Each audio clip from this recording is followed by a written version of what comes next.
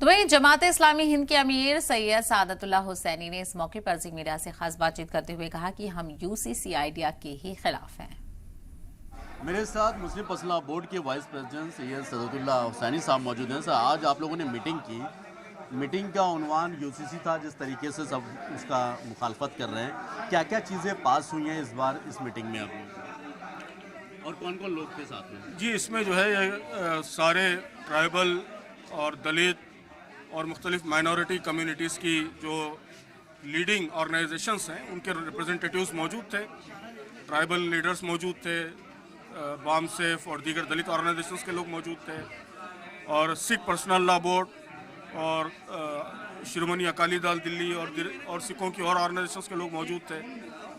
तो क्रिश्चियन सबकी राय क्या है फिर यूसीसी? बिशप दिल्ली के रिप्रेजेंटेटिव्स मौजूद थे।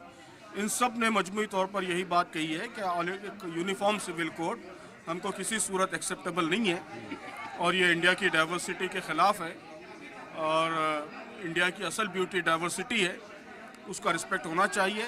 आइडिया ऑफ इंडिया के ख़िलाफ़ है। तो गवर्नमेंट जिस तरीके से उसको इम्पोज करने की कोशिश कर रही है, तो हम सब ने यूनाइटेडली उसका विरोध किया है। कुछ संगठन ऐसे हैं, कुछ संगठन आपके साथ हैं, कुछ ऐसे संगठन हैं जो इस बात का विरोध कर रहे हैं कि अभी विरोध क्यों हो रहा है।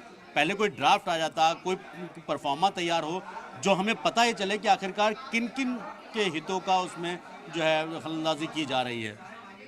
जी, तो इसीलिए हमने कोई बड़े पैमाने पे अभी पब्लिक प्रोटेस्ट वगैरह शुरू नहीं किया है।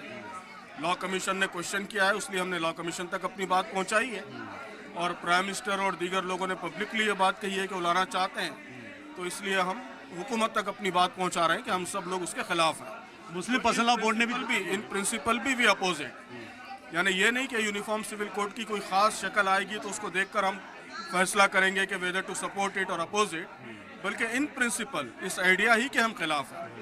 इंडिया एक डाइवर्स कंट्री है, तो यहाँ डाइवर्सिटी मेंटेन रहना चाहिए। जिस तरीके से अभी कहा जा रहा था कि सरकार एक तरीके से उत्तराखंड में बन चुका है, एक तरीके से ड्राफ्ट आ गया है, उसमें आप लोगों की तरफ से कई सारे ऐसे लोग हैं जो मुखालफत भी कर रहे हैं और कुछ वजाहत भी कर रहे हैं उसकी कि ये चीज़ होना चाहिए। आगे की रणनीति आप लोगों की क्या होने वाली है अगर वह होता है, क्योंकि टाइम एक्सटेंड किया गया, आप लोगों ने कितनी तादाद में अपनी राय जो है वो लॉ कमीशन को भेजी है? जी, तो अभी तो हम लॉ कमीशन को अपनी बात पहुंचा रहे हैं, नंबर 1। नंबर 2, पॉलिटिकल पार्टी से बात कर रहे हैं और उनको बता रहे हैं कि ये क्यों नुकसानदेह है। किन किन लोगों से बात हुई अभी आपकी? वो कई पॉलिटिकल पार्टी से बात हो रही है। हुकूमत तक भी हम इस मीडियम के ज़रिए हुकूमत तक भी अपनी बात पहुंचा रहे हैं। आज का रेजोल्यूशन भी हम हुकूमत को भेजेंगे। तो अभी तो हम ये काम कर रहे हैं, आगे देखेंगे क्या रिस्पांस रहता है, उसके लिहाज से फिर आगे की स्ट्रेटजी तय होगी।